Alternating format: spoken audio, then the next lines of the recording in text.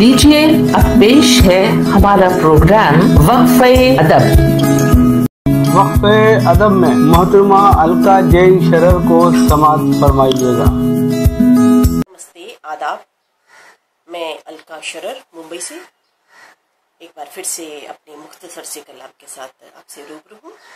एक ताज़ा गज़ल की चंद अशार मुलाहिज़ा फरमाए कि सिलसिले बार हो गई शामिल, सिलसिले बार हो गई शामिल, जीत में हार हो गई शामिल।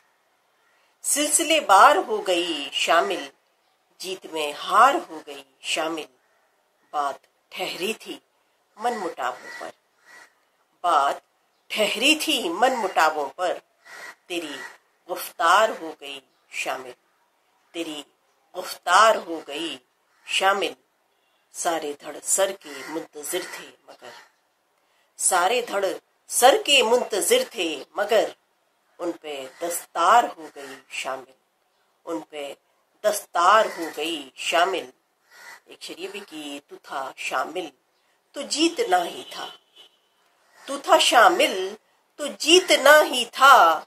मैं तो बेकार हो गई शामिल, मैं तो बेकार हो गई शामिल।